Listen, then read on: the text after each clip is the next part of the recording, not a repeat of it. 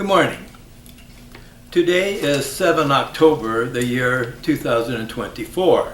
I'm Dr. Dave Thompson, a volunteer at the Palm Springs Air Museum here in Palm Springs, California. As part of the Veterans History Project of the Library of Congress in Washington, D.C., we conduct interviews of veterans and civilians who participate in our country's military conflicts. Today, I'm here at the museum along with fellow volunteer Diane Thompson and special guest Jimbo Graff. And today we have the honor and the privilege of hearing the story of Captain Jerry Salvo. Captain Salvo was an F-4 pilot serving 3 tours in Vietnam. So we're going to talk to him about that and a lot of other things. Captain, sure good to have you here. Well, thank you. Okay. Thank you. All right. Glad to be here. Glad to have you. Okay, Captain. First of all, tell me about that good-looking uniform you got on there. Well, this was what we call our party outfit. This was from my first tour at Ubon Ratchathani and the 8th TAC Fighter Wing. And when we would get together and have a squadron party, this is what we all wore. They were all very nicely embroidered, and we wore all our patches, and it was just to celebrate being fighter pilots. Right. And that was very decorous and no heavy drinking or anything like that, I'm sure. Of course not. Okay. Okay, well, let's go back to, tell me, when were you born? I was born in October 1943 in Columbia, South Carolina. October the what? 19. So you got a birthday coming up pretty soon. I do. Yeah. And you just, let's see, so making you how many years young you will be? 81. 81. 81 years old. You certainly don't look 81. Well, thank you. For sure. And where did you say you were born? Columbia, South Carolina. Okay. And I believe you mentioned to me that you really moved around quite a lot. Tell me about that. Well, my dad was a career Air Force pilot, so we always were moving. In grade school, I would spend maybe a year or two at one school and then be transferred to another one. I remember probably spending most of that time back in my grandparents' house in Columbia when he was gone on TDY or something like that. Right. Jimbo mentioned, I think you spent some time in Turkey when you were a kid, when you were growing up? Yeah, we moved around. I mean, we were in Orlando, Florida, Bangor, Maine, Monterey, California, and transferred to Ankara, Turkey for 2 years. Okay, yeah. Which I still feel like I'm going home when I go to Turkey anymore. Yeah.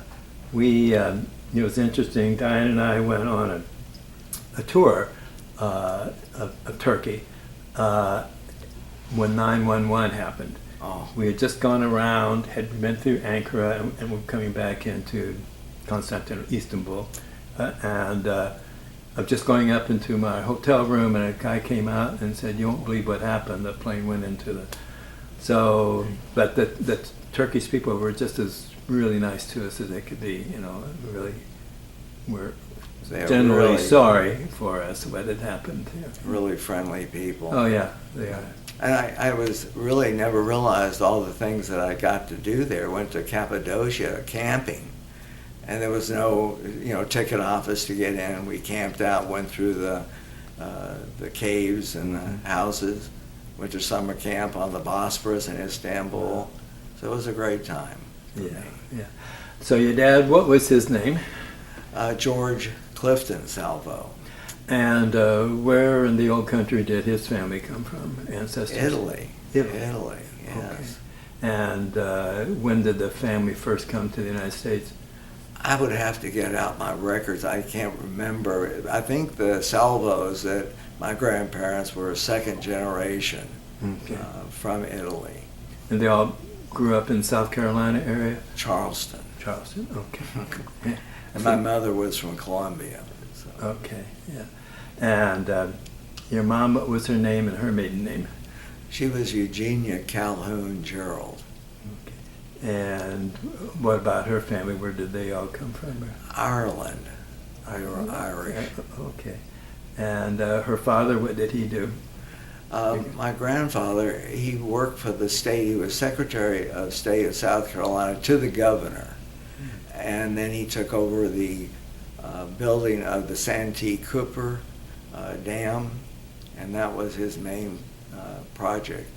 And that's when they moved to Charleston. And your dad's father, was he in the military as well? No, my dad's father was he worked on the railroad, and he was a conductor for the railroad, and he retired from that profession. Do you have any brothers and sisters? I have one sister, Ginger. And where does she live? Well, she's passed away now. Was she older than you? No, she was 4 years younger than me. Okay. And I lost her in 2018, so she's been gone several years. Okay.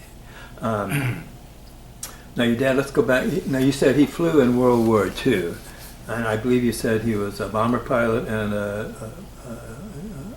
like a B-25 pilot, you thought? B-17 B-17 and B-25. I know he flew both planes. Maybe a B-24, because those were both four-engine bombers. Was it 24? Yeah, probably so. Did he fly out of England or Italy, or do you know where? He flew in the Pacific. Oh, in the Pacific, okay. But he was later involved in the airlift, the Berlin airlift. I knew he flew out of the airlift for several years. Okay, yeah.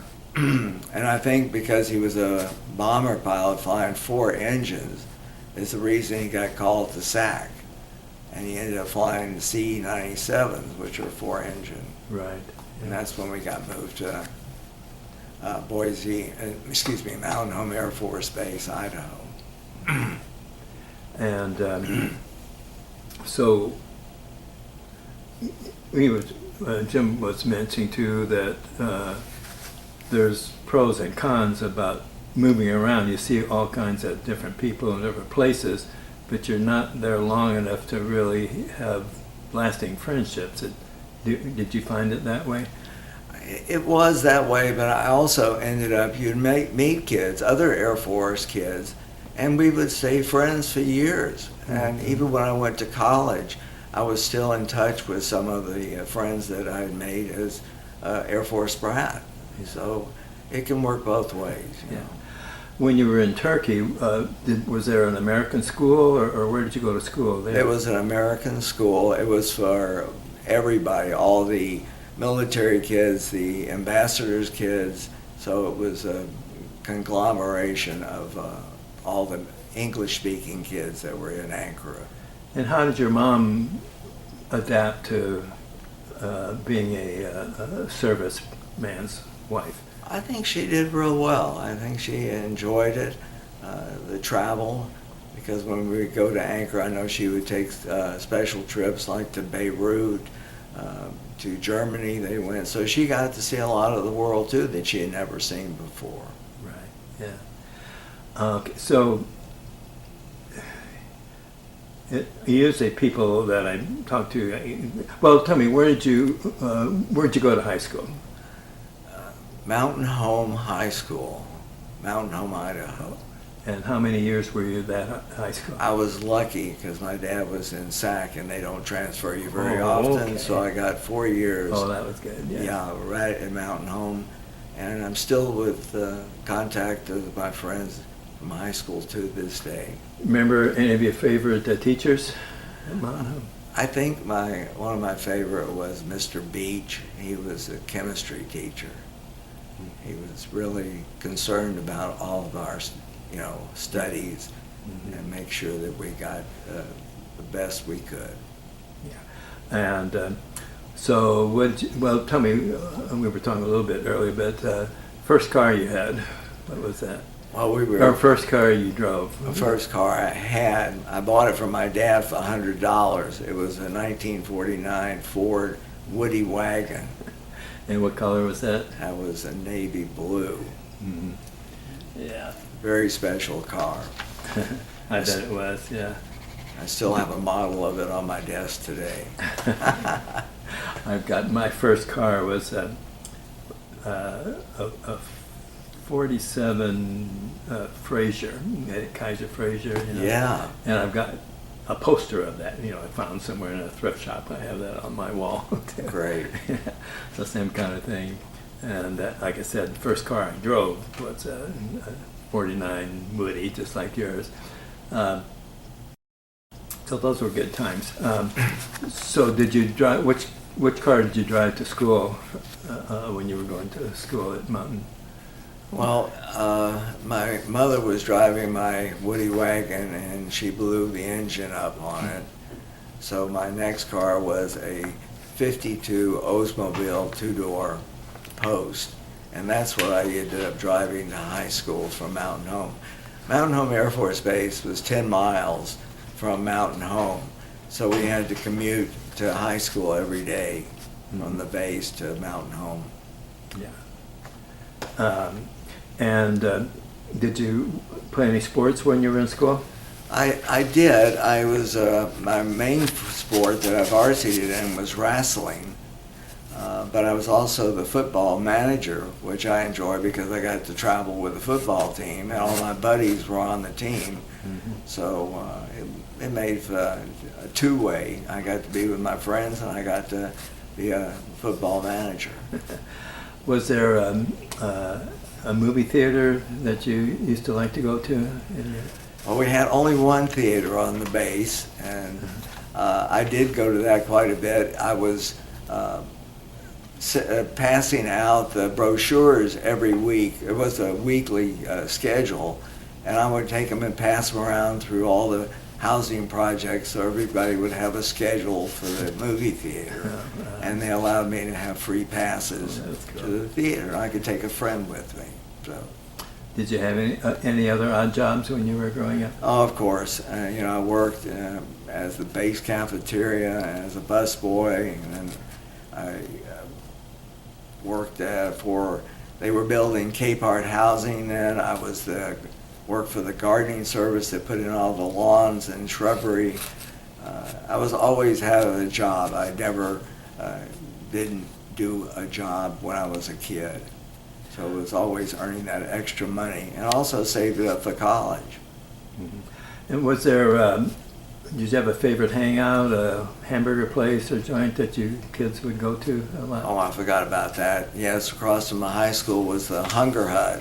Hunger Hut. And I worked at the Hunger Hut during lunch hour. I would be the milkshake man. I did all the milkshakes. And I could do, 100 flavors. So. I enjoyed that. It was I always thought that would be a great job, soda jerk. So when's the first time you went up in an airplane? I remember the first time was on Delta Airlines. We were flying from Columbia to New York City to board our ship to Turkey. And that was, I think, my first flight. Do you remember what was it, a C-54 or was it a jet? I don't remember what type, but I remember that's when I started collecting the seat occupied they had plastic, when you got off the airplane at a stop and you wanted to go inside, you put that in your seat, and I started collecting those. So I had a whole group of, seat occupied from Pan Am, TWA, Delta, and that was my collection when I was a kid. You could have started your own airline. I would have liked to. Were you always interested in aviation? I think so, because as a kid and my best friend back then, we would build model airplanes, and we'd go out and fly, the handheld type. So, and of course, I would crash mine and have to build another one. So we were constantly working on building a new, better aircraft. When your dad was flying a lot, were you ever worried about something happening to him? I never was. I was really confident that he could handle most situations. He was a very experienced pilot. I remember him telling me during World War II, and this was hard because he never did talk about it, but one time he was telling me about how his co-pilot got shot through the head, and he said that really did upset him. I can understand why. Yeah, sure. Yeah. Do you have any interest? Now, you lived, Mountain Home What's it? Is that the name of the town around the base? That's the name of the town. How big's the town? 10,000 people. Okay. Very small. So it's mostly agricultural area, I Yeah. guess. Kind of Potatoes. Okay. A lot of potato farms. Did you have any interest in fishing or hunting or Of anything? course, we went fishing all the time. My best friend and I used to pack up and go to the mountains and camp out and go fishing. I remember going pheasant hunting, duck hunting. It was really a great time back then. Remember the first gun you had? I think my first gun was a 20 gauge double barrel shotgun. Yeah. And you went fishing in streams up in the mountains, or Yes, sir. lakes or streams? Yeah. For what, trout? Is that what they? Trout, brim, perch, whatever I get my hands on. So what year did you graduate from high school? 1961, Then what? off to college. So I left Idaho and went to Florida, University of Florida. So why did you pick Florida? My dad was retiring to Florida, and he was a resident of Florida. So I got a discount on tuition by being a Florida resident. I think that was one of the main draws to the University of Florida. At Gainesville? Yes, sir. Okay, and I think you said you were a cheerleader there? Yes, sir. I enjoyed being a cheerleader once again in order to travel with a football team. And that was a great experience. 2 years I did that.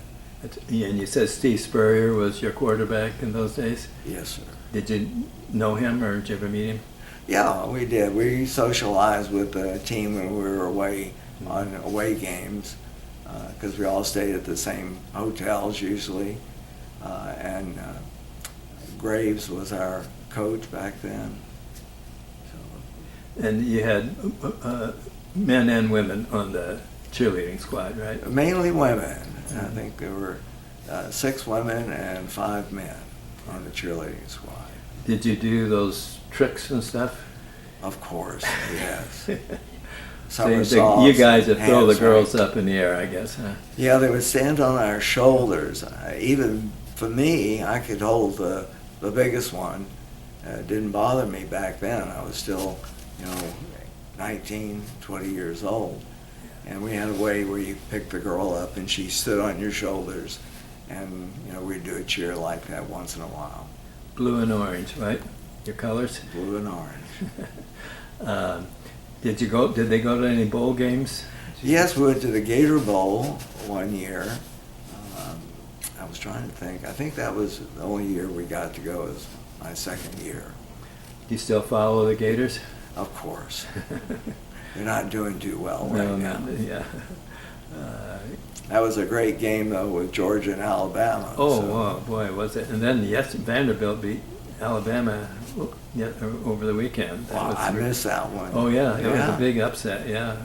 It sure was. Yeah. Vanderbilt usually doesn't beat hardly anybody, but they've had some pretty good wins already this year, plus Alabama, yeah. That's So, great. Yeah, I'm glad they're going to the 12. I think the more people they get into the playoffs, it'll be better for everybody, yeah. So what was your major in college then? Political science, arts and science. But were you in ROTC? I sure was. How was that? It was good You because did you have that in high school, junior ROTC in high school? no, we didn't have that. Was it an But Air Force ROTC? It was Air Force ROTC, and that was my first flying experience because they had a flying program, so I got to go to the local airport and take flying lessons, which didn't help me because it was 2 years later before I went to pilot training, and with that break in there, they put you back in a T-41, and I got less hours than everybody because I'd had the training in college. So I almost flunked out of pilot training on the T-41 because I'd had such a break. If I'd known that that was going to happen, I would have taken lessons right before I went to pilot training. So that was an experience too. It scared me to death to think of not making a pilot training. Did flying come easy to you? No, nothing I think comes easy. I have to work hard at most of the things that I do. So I really did study hard. I always was in the top of the class in my academics, and from after the 41, I was in the top of the class in T-38, T-37. Okay. And where did you take the pilot training? Laredo Air Force Base, Texas, right on the border. And what were you flying then? Well, we had, like I said, I started in the T-41, and then you progressed to the T-37, and then finally the T-38. Are these all jets or? All jets, except the T-41, which is a Cessna, I see. 172. Did you find much difference between the props and the jets? Yes, I found my niche. I really love the jets. I did fly props later once in a while, but I always preferred the jet aircraft. Yeah. And so now we're talking about, you did 4 years at Florida? 4 years at Florida. So it's like 65 when you graduated? Yes, sir. Okay, and you went right into your pilot training in the Air Force? In May, I got the slot for May of '66 is when I reported to Laredo and started a year of pilot training. And Vietnam's heating up now. You can keep hoping by the time you graduate from all these things like college or pilot training that the war will be over with, but it never was. It just kept on going. Right, yeah. So you pretty well knew you were going to end up over there. Yes, sir. Okay. And so where was your final, before you deployed, where were you stationed here in the States? First when pilot training, when you're graduating, you have to select aircraft that you want to be in. And I knew I always wanted to be a fighter pilot. Brings back memories. And so I chose F-4s, and I went to MacDill Air Force Base for my RTU training. And that was a 6 month course there, followed by several radar school at Davis-Monthan Air Force Base, survival training at Fairchild Air Force Base. Tell me about that survival training. I don't know if you're aware, but downstairs have you been to around the museum before? Yes. Have you seen the Vietnam hangar? You've been in there? Yes. And the POW wall? Yes. Okay, well, I've interviewed a lot of people like you, and of course I've met a lot of the POWs, etc. And that survival training seemed to really help them when they were in captivity. Well, that was just the first of another survival that they put you through, which was even more challenging, because when I got to the Philippines, Clark Air Force Base, they put us out in the jungle there, in the real jungle, and we had the natives, the original natives that grew up there and lived there were our captors, and it was very, very realistic. Okay. And I think that did make me aware that I never wanted to be captured. And it was funny, if you don't mind me mentioning this, but I was just arranging a trip for people to go back to Vietnam. And we were talking and looking at pictures of the old Hanoi Hilton in Hanoi, bringing back memories of John McCain that was interned there along with hundreds of other pilots for 5 years. It's a sad, sad story, what he went through. Yeah, it is, yeah. So, did you choose the F-4 then? Yes, sir, definitely. I have a really good friend, and he was a Marine Corps pilot, and just passed away a couple of years ago, Harry Ziegler, and I interviewed him too. He was one of our volunteers, and we went down by the F-4, and we could do that later on if you want to, explain to me why he thought it was such a great aircraft, and there's a lot of things about it that, and I'm sure you feel the same way.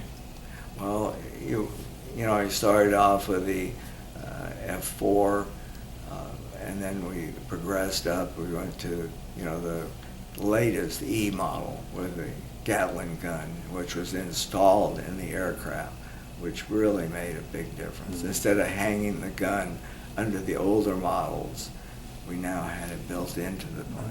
Yeah. Wonderful. Yeah. So you deployed to Ubon, you said. That's Yes, in sir. Thailand. Mm-hmm. What part of Thailand is it? It's in the northeastern portion. It's right along the Mekong River, Mm-hmm. a little south of Nakhon Phanom. I Mhm. think I'm pronouncing that right. But it was a great location because you weren't stuck on the base. You could go into town and enjoy the restaurants. So it was a lot different than going to Da Nang, where the base was pretty well your central location. How long would it take you to get to North Vietnam from there? It was pretty close because we just crossed over the thin part of Laos and you were into the north. But we always took off for our north mission and you hit a tanker. So you had refueling before you went in and hit a tanker, usually coming out. And it was all centrally controlled by an airborne control aircraft that handled all the flights in and out of North Vietnam. And that was 68, I believe you said. 68, Of 69. course, Tet was in 68. The Tet offensive was, I think, in February. Mhm. What month did you get over there, or do you remember? I'd have to look at my records. Well, that's but- okay. So, what was a typical mission? How many planes would go? Did you have a wingman, or did you have? Usually it's four-ship. We have a four-ship that would go in. And it was, the targets were usually briefed, but we'd have a primary target and a secondary target in case we couldn't get into the first one. And we always were looking out for SAM missiles, MiGs. We had MiGs that would come up and attack us. So, it was just really a tense type operation. And you were usually strafing.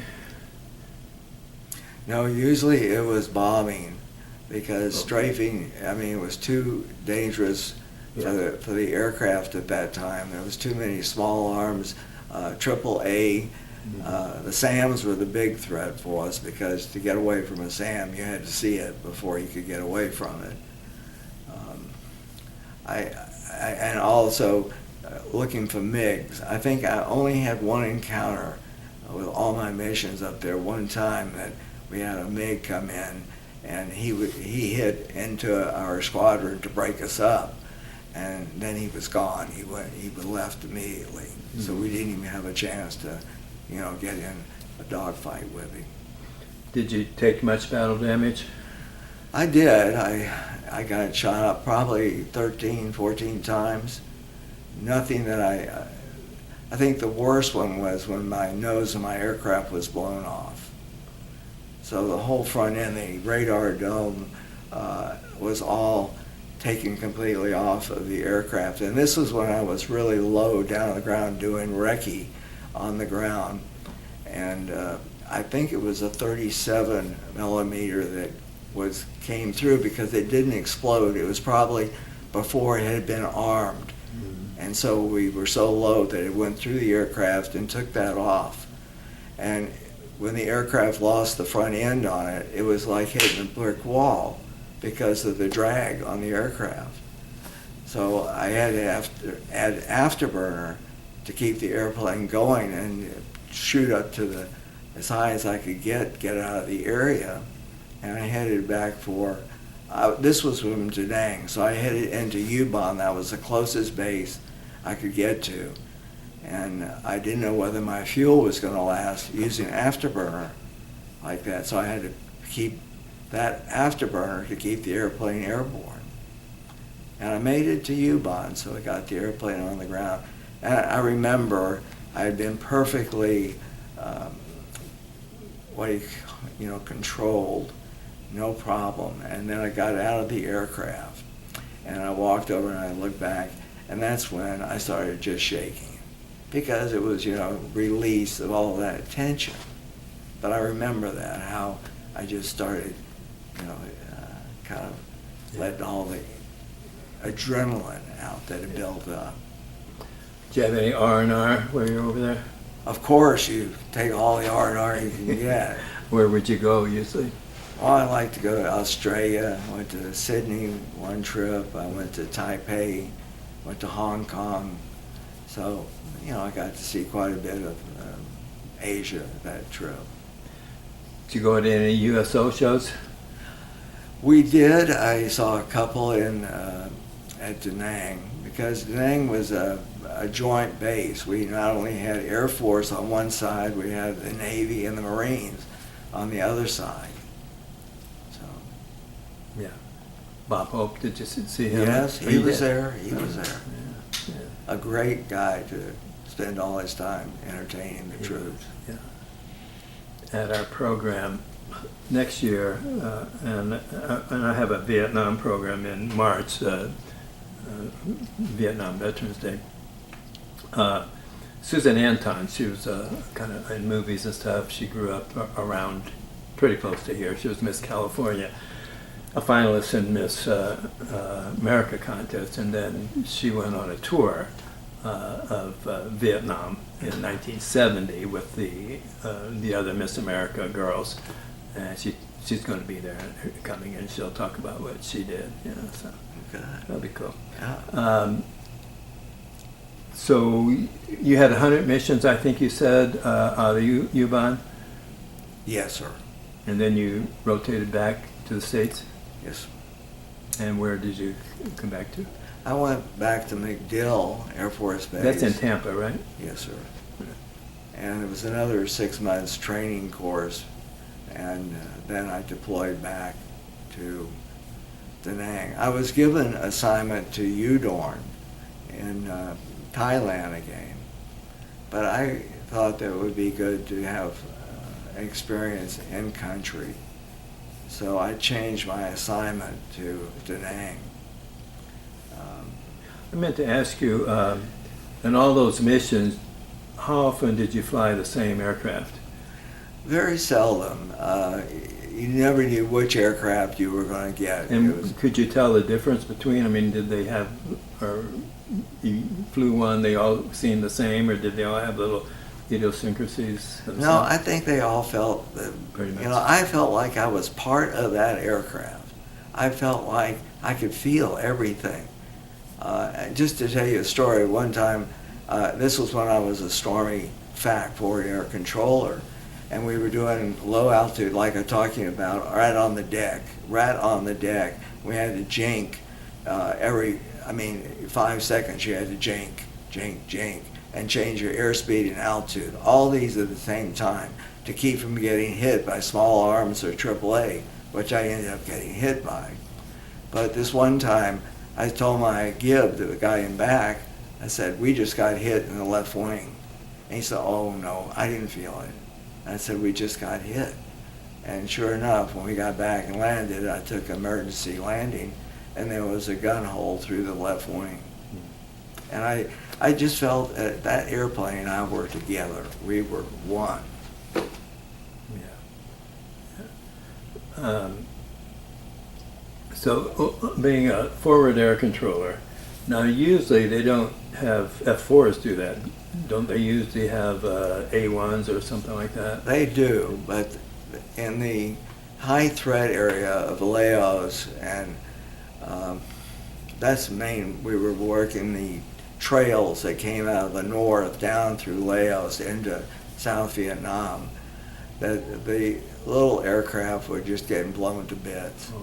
That's why I was talking about, that we had to do jinking and change airspeed and altitude constantly in order to keep from getting hit. And yet we'd still, we lost several Stormy FACs. We had one pilot that got a bullet through the head.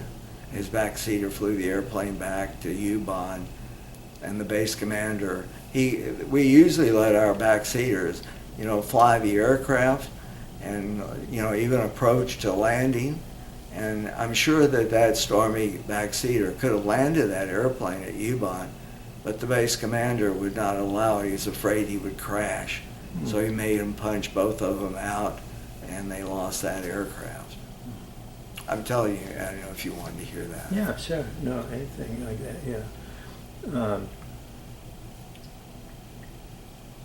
In the forward air control, basically you're to bring other aircraft in to attack a certain area. Is that correct? Or am I When correct we about would it? find a target, whether it be Yeah. a AAA site, a convoy, then we would call the command post that was airborne and say we need such and such munitions or whatever the target was. They would send in a two-ship most of the time to hit the target for us. A stormy mission was quite long. I have about 630 or 40 combat hours. And I think I built most of that time up as a stormy fact because our missions were 4 to 5 hours long. And we would take off and we would hit the tanker, down, do the recce, and we could last for 30 minutes before we were out of fuel. And then it was pop back up, refuel, down again, do the recce, back up.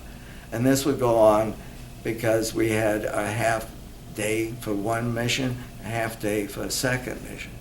So we had 4 stormy flights. And so every other day we would go out for a 4 or 5 hour mission. So that's why we were just a small group, but we flew every other day, and we did a 4 to 5 hour mission. In all of your missions, is there always a debriefing after your mission? Yes, sir. Every day when you come back, you have an intelligence briefing, and also what was the results for the mission. What was your BDA, your bomb damage assessment for that day? So that was taken care of after your mission. And how soon in advance would you know when your next mission would be? Well, you just count every other day you would be on a mission. And I think before stormy, some days you could fly 2 or 3 days in a row and then have a day or two off. But it was just on what was happening in the war, what was the danger, like Tet Offensive or something, when we really needed more missions. Did you make any good friends, lasting friends over there? I did, yeah. But I lost so many of my friends too. My squadron that I was in when I got transferred back after my last mission there, I was in the 58th Attack Fighter Squadron at Eglin Air Force Base, and they got deployed. We got deployed back to Vietnam because they were going to make another big push trying to get the Vietnamese to go to a negotiating table and surrender what we wanted. But my best friend then got killed on that deployment. I didn't go with him. Do you want me to go into that? Sure. I was found to be a gay pilot, and my wing commander there called me in one day and said they had proof that I was gay and that he wanted me out of the Air Force. Yeah, that's too bad. I don't know if you would have any interest or not, but again, with these bracelets, guys who were KIA, probably like your friend, they really didn't have bracelets. The bracelets were for POWs or MIAs. But I get bracelets for KIAs. And for instance, Randy Zahn's going to be speaking at my program. He's a volunteer down in the hangar, Vietnam hangar. He was a Cobra pilot. And he gave me the names of like 10 or 12 of his buddies that were lost. And I've just ordered bracelets that we'll have down there to honor them. And if you would like, I could do the same for you, if you would like to give me their names. Oh, I'll be glad to, yes, Okay, sir. all right, and it'll be, you'll it'll be in your name that we're honoring them. So I'll talk to you more about that later. Okay. Thank you. Okay. So then, but you still were able to stay in the Air Force? Well, I think it was by hook or crook that I arranged on the side that I would transfer to the Air Force Reserve, and they were having a new unit switching from C-117 transport aircraft at Hill Air Force Base, Utah, to F-4, F-105, excuse me. And so I arranged to be transferred to that unit, and so I went to F-105 school, and then became an instructor pilot with the Air Force Reserve. That's quite a large plane for isn't it? Somewhat larger than the F-4, F-105? No, it's not really. It's a single engine. F-4 weighs a little bit more than 105. 105 is completely single seat, except for the trainers. They have 2-seat for training, and also for the, what were they called? The ones that hunted out the SAM sites. I can't remember the name. But they had weasels or something? The wild weasels, you're right. And they had the wild weasels, which used the 2-seat because they had the radar operator operating the equipment to track down the SAM sites so they could destroy them. And that was a really treacherous operation. Lost a lot of 105s there. Yeah, I think they may have lost more 105s than any of the other aircraft, but I'm not sure. Almost decimated the inventory. Yeah. So you were a pilot instructor at what base were you at? Hill Air Force Base, Utah. Oh, okay. Utah. It's just outside of Salt Lake. It's in Ogden, Utah. So how long were you there? I was there about, about 2 years, a little over 2 years. By that time, was the war over in Vietnam? No. It was still going on? Mm-hmm. Okay. I don't think the war, what was it, 75? 75, well, 73 is when the POWs came home and most of the fighting stopped, but 75 is when our last troops came home, yeah. That's when they evacuated Saigon and all that stuff, yeah. I remember that. Yeah, in fact, like I said, that program we're going to do, it's to be the 50th anniversary of when we officially left Vietnam, so it's going to be a welcome home Vietnam vet, so I'll let you know when it is, and love to have you there. Thank you. Okay, so and then what after Hill? I wanted to stay flying. The airlines were not hiring. We were in a recession at the time, so the airlines were laying off pilots. So I took a job flying for Morrison Knudsen Construction Company. They were going to have a project in the ex-Belgium Congo, Zaire. So I got hired to be a pilot for them. And the first thing we did, we had to ferry a C-47 that had been retrofitted with an extra large fuel tank to ferry it over to the Belgium Congo, which was quite an experience, going from flying a supersonic fighter plane to an airplane that tools at about 100 miles an hour. So I was kind of, let's say, I felt like it was not the place I really wanted to be. But I took the job anyway, and it was quite an experience.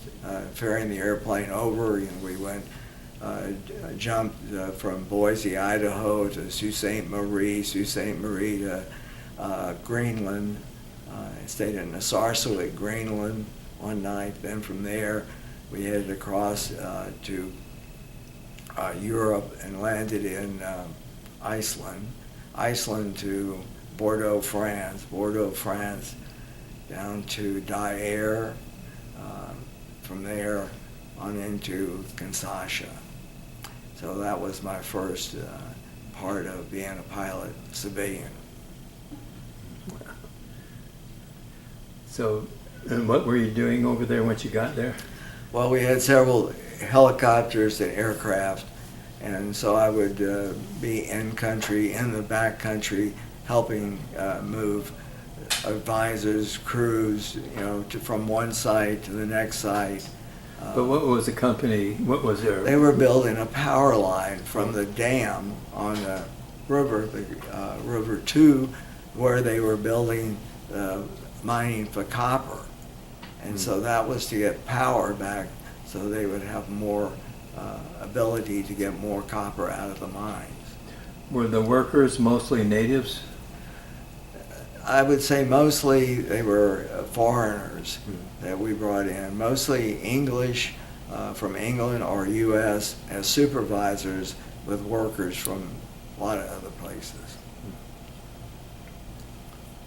And did you get out in the countryside? Did you meet any people around there? It was quite an experience because we would, never know where you were going to be that night, and there were no motels, no restaurants. I mean, it wasn't like being in the States. I'd sleep on the floor sometime in a hooch, never knowing, where I was going to have the next meal. It was quite rugged and primitive, I'll say the least. I just went back up real quick to Da Nang. Did you get any rocket attacks when you were? Of course, yes, all the time. We'd sit out on the bunkers and watch the rockets come in. It was like the 4th of July. Sometimes they would hit. We had several hits that killed a lot of servicemen in their barracks. But as far as our area, we were pretty well lucky not to have ever had a direct hit there. Diane and I have been watching, there was a TV show years ago called China Beach. I don't know if you're familiar with it. It's about nurses in a place called China Beach. It's kind of like at Da Nang or but it's on around there. And it depicts a lot of rocket attacks coming in and what that was all about. Funny, I was just showing pictures last night of China Beach when I was there, because we had an R&R, in-country R&R. It was just hooches, but they were right on China Beach. Oh, okay. So you could go out there if you had an R&R for, say, 3 or 4 days. You could go out and get a little hooch and spend a few days on the beach. Where was it in relationship to the other bases? What it had been? It was right next. The Air Force Base is right south of Da Nang Harbor. And the river, Da Nang River, comes down, and you cross over. There's several bridges, cross the Da Nang River, and then you have about 2 miles to go out to the beach. So it was very close to the base. Nowadays, they're going back there today. There are 5-star hotels on China Beach. There's an Intercontinental Resort on Monkey Mountain there. I mean, all of that has changed now. It's really a luxurious vacation site. Wow, yeah. Today. Yeah. Okay, so how long were you in was it the Belgian Congo, you said? I spent a year in the Belgian Congo, but the reason I left is because on the small aircraft that we were using back then, we had 2-engine and single-engine Cessnas that we were using, and I found that we had so much weight limit of getting out. These were mainly dirt strips that they were on, and I had found that after I'd load the aircraft and go in to file a flight plan or whatever I needed to do, they were sneaking and overloading the aircraft. And several times I had very close call of getting out of a field because of that. I went to the management and I couldn't get anything done about it, so I ended up resigning and coming back home. And so what did you do when you came back home then? I went to use my GI benefits and went to Learjet school in Michigan and got a Learjet type rating and went to work for American Jet Aviation out of St. Louis flying Learjets. Like corporate? It was a charter. We had a fleet of Learjets, and people would just call in and say, I need a trip from here to here, and that's what we did. We were always on call.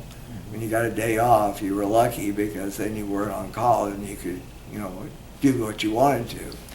But I remember that we would be stationed, say I'd start out on a trip and end up in LA, where you'd sit in a hotel till they would call you and say, now we need you to position to Phoenix. You got a trip from Phoenix to LaGuardia. So it worked like that. It was always on call. You had a pager back then too. Did you like it? It was interesting. It was a new experience for me. I was back in a jet, so I was very happy about that. But being on call all the time on a pager is not the way to live your life. Was that the Lear? Was that a fairly new? I mean, how long had Lear been around? That Lear had been around for about 10 years then. Okay. So it was already a corporate airplane. But now they were expanding. We were getting newer models of Learjets, Learjet 34s, 35s, which were transatlantic capable. And so I left American Jet Aviation and went to work in, both Saudi Arabia and Jordan, flying Learjets from Alia, the Royal Jordanian Airline. So we were also a charter type company. So we would transport the sheikhs and the Arabs, from one country to the next. End up in London one night, Paris, you name it. That must have been pretty interesting. It was. It was a good experience. Did they all speak English? Yes, most of the wealthy people that were flying definitely spoke English. Yeah. Did you make any friends over there? I made friends with the other pilots in the group. Yeah. But as far as the locals, it was a little more difficult because we lived in a compound that was walled, and so your group of friends was your other pilots and their wives. We had wives there too. Was there any unrest going on when you were over there? No, it was pretty peaceful. So that what year would that be around? Oh my goodness! I right now I just couldn't tell you. 80s, sometime in the 80s maybe. For early 80s, Yeah. to about 85, 86. Mm-hmm. And how long were you over there? I spent 2 years in between Jordan and Saudi Arabia, doing both works. Yeah. But it was good international air experience because being a military pilot, you're not familiar with how the civilian world operates, and getting used to learn how to follow your own flight plan and do that sort of thing was internationally was Did you different. see much difference between the Saudis and the Jordanians? Completely different, yes. I felt more at home in Amman, Jordan than I did in Jeddah, Saudi Arabia. Was that because of, I know they have different factions, Shia and stuff like that. Well, they're both Shiites. Were they? Yeah, but it was different because we lived in a compound in Jeddah, Saudi Arabia. We had our own beach area, the Red Sea, that was separate compound. In Amman, Jordan, you were free in the city. You lived amongst the natives there. Right. Yeah. So I like that better. Yeah. So when you came back, did your contract run out, or No, I came back and did an interview with Air Cal in California, which was Air California. Then we went to Air Cal, and so I got hired by Air Cal. I can't remember the name of the airplane, but it was the 4-engine prop that they used to fly into Lake Tahoe. So I got hired on that. I can't remember the designation, but they use them for, the Navy still uses that aircraft, hurricane hunters and things like that. And I got hired by Air Cal, and a year later I upgraded to the 737, so I got a bid on that. And I became a captain with Air Cal. And then we ended up getting bought by American. So then I transitioned uniforms to America. And what planes did you fly for American? 737s. They were buying more 737s. How did you like that aircraft? It was a great aircraft. In fact, the latest model I flew was the 737-800, which was, I mean, all the bells and whistles were, right up to date. The airplane would basically take itself off. You move the throttles forward and ran it down the runway, but once it rotated, you engaged the autopilot, and from there on, it flew itself. And where were you based out of? I started in L.A. I was Orange County based with Air Cal, and then they closed that base, and I transferred to L.A. and eventually San Francisco. And did you fly local, here in the States, or did you go overseas too? Well, I did some international travel, mainly on charter flights, because the 737 is used internationally now. So I would take a bid for charter trips to get international trips. Mm-hmm. So how many years did you fly for American then? Well, I probably flew for about 15 years before I had my ear rupture. And what caused that? I don't know what caused it was the overwindow fistula in my right ear ruptured. It started letting the fluid out. But I didn't know it at the time. I was on a trip to New York, and I got into New York, and I called dispatch and said, look, I'm losing hearing in my right ear.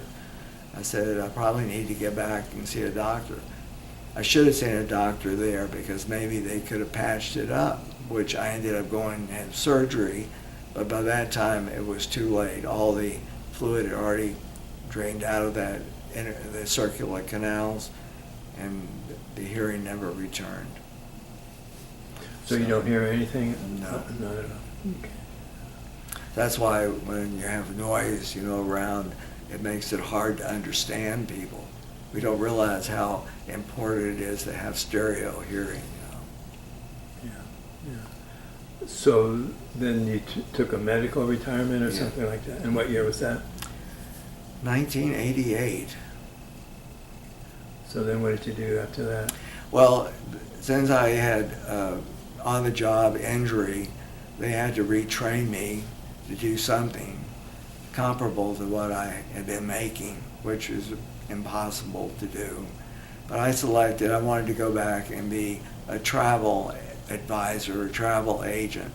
So I went back to a technical college in Chattanooga, Tennessee, and did a course about a year and a half and graduated, and got hired by my cousin who had a travel agency to get started in that business. Where was that? She was in Charleston, South Carolina, my cousin. But I didn't go there. I didn't move to Charleston because I just took up business in Chattanooga, or ex-friends that I had. I'd tell them I was in the travel business. Please direct their business to me. Mm-hmm. So eventually I started my own company, and I made it Gay Travel One. And I really did travel for gays. I took groups to China. I took 30 men to China on a trip. I chartered a riverboat with Viking River Cruises, and had a whole, the whole ship was gay entertainment. So I really met a lot of people through my travel business who are still friends today. Do you still have your travel business? I sold the business, and I still do travel. I'm still registered as a travel agent, have my IATAN card. Mm-hmm. So I do it mainly for friends now. Some of the, when looking back, what were some of the favorite tours that you went on or that you arranged for people to go on? I think, just what I was talking about was when we had that ship in Europe for arranging to fly to Budapest, spend a couple of days in Budapest and board the ship and travel through the Rhine, Danube rivers, end up in Prague. River cruise. Yeah, and then we took them by bus. The ship docked, and we had about a 2-hour drive by bus to Prague. And we got off the ship. The ship crew came out on the deck and saluted us as we left. And the bus drivers for the buses we had said they had never seen that before. So that was, I felt great about that. Yeah. So when did you come to Palm Springs? When's the first time you ever came to Palm Springs? I came to Palm Springs for a couple of times when I was based in Orange County. Drive over for a couple of days here. Mm-hmm. And back then it was dead. It really was a very, very quiet little town. I mean, I stayed at one of the little gay resorts, and remember the movie Palm Springs Weekend, the motel that they had there, that, turned out to be a gay motel.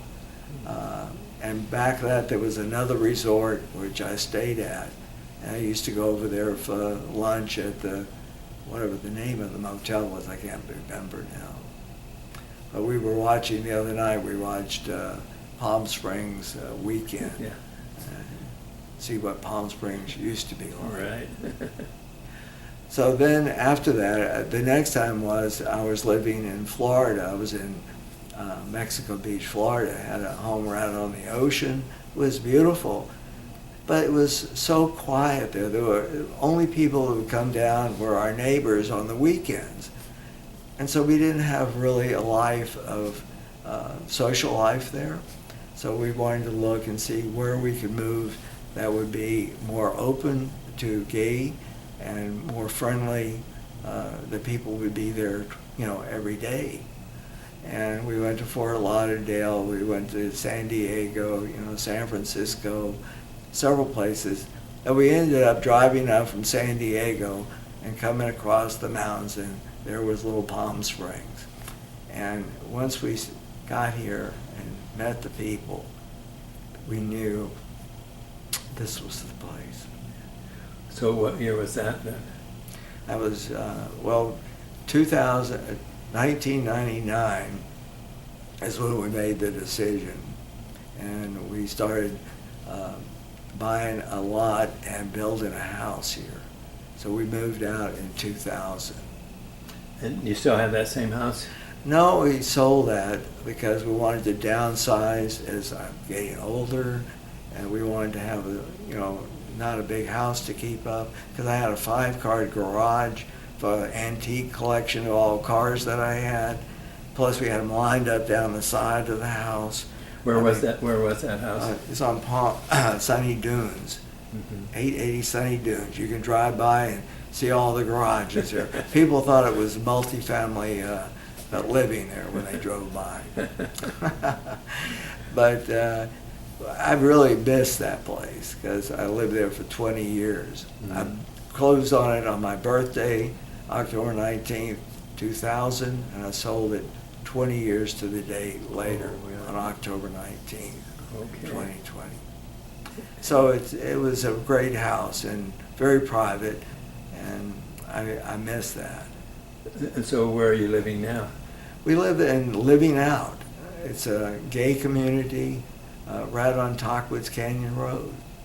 We're right close to downtown, close to shops, close to theaters, restaurants, and we have a huge swimming pool, a lot of extra conveniences they provide for us, and so it's all gay, trans community.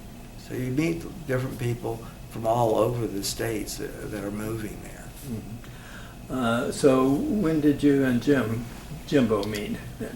Jimbo, you want to come on up here now? I don't know if I should really tell you the true story. where did we meet? We met on a cruise, a sailboat that carried about 100 people, but it was a all gay and clothing optional cruise.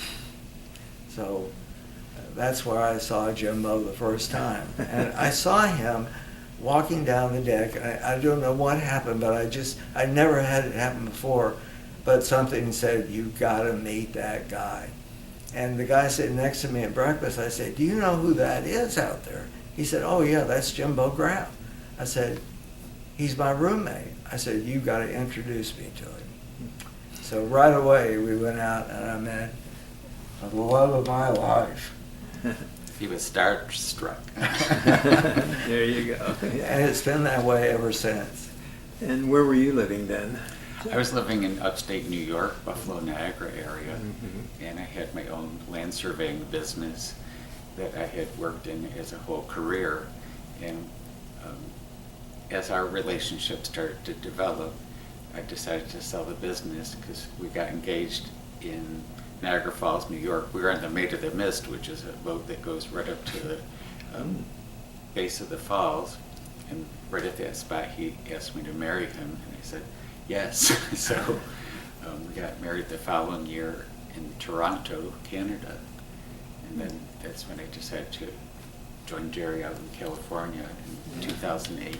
Well, it's a great place here, that's for sure. Yeah. Oh yeah. Yes. So have you guys done any traveling since that Have time? we done any traveling around the world? We did a round the world cruise on our honeymoon, Oh my gosh. and that was 115 days. Yes. Yeah, when we said 115, people say, you mean 15? We said, no, Same ship the whole 115. time? Or did you go on different ships? Same ship the whole time? Same ship. Yeah. What was it? Which one were you on? It was Holland America Line, the Rotterdam. Yeah. Great little ship. It was about, 1,500 people, which is nice size. On our honeymoon, we went on a Holland American cruise down in the Caribbean. Not around the world, but It's still nice. It was really special. Yeah, absolutely. Yeah. But it's been wonderful. I couldn't have asked for a better latter part of my life than to be in with Jimbo. Yeah. Well, I can tell that. That's for sure. Yeah. You're gonna make me cry. I tell you. I'm so sentimental about this. So, other than cruising and traveling, what else do you guys do to occupy your time? Well, we do hiking. We like to hike. We have a cabin up at Big Bear Lake, and we try to get up there as much as possible. And I think our family, we don't have children, which a lot of gay couples do have kids, adoption, but we decided we would like to have a miniature wire-haired Dachshund for our family. So we adopted 2 of them.